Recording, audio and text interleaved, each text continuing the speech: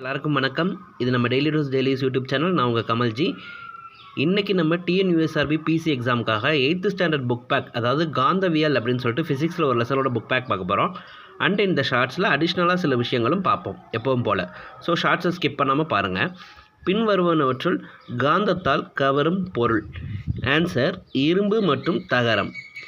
கீழ்கண்ட ஒன்று நிலைத்த காந்தத்திற்கு எடுத்துக்காட்டு. இதுக்கான ஆன்சர் நியோடிமியம். நிலைத்த காந்தம் என்பது நிலையான காந்தங்கள். பூமியில் வலிமையான திறன் வாய்ந்த காந்தங்கள் நியோடிமியம். இந்த தேனிரும்பு என்பது தற்காலிக காந்தங்கள். இது சுமை தூக்கி மின்சாரமணி தயாரிக்க பயன்படுவது. ஒரு சட்ட காந்தத்தின் தென்முனையும் யூ வடிவ காந்தத்தின் வடமுனையும் ஒன்றை ஒன்று கவரும். கற்பனையாக புவி காந்தமுள்ள வடிவத்தில் ஒத்த தோற்றமுடையது சட்ட காந்தம். ரொம்ப முக்கியமான கொஸ்டின். எம்ஆர்ஐ என்பதன் விரிவாக்கம் magnetic resonance imaging. And last question, காந்த விசை எதுக்காக பயன்படுதுன்னா கோடுகளை வரைய, திசையை அறிய, கடல் பயணத்திற்கு. ஸோ மேற்கண்ட அனைத்தும். தேங்க்யூ.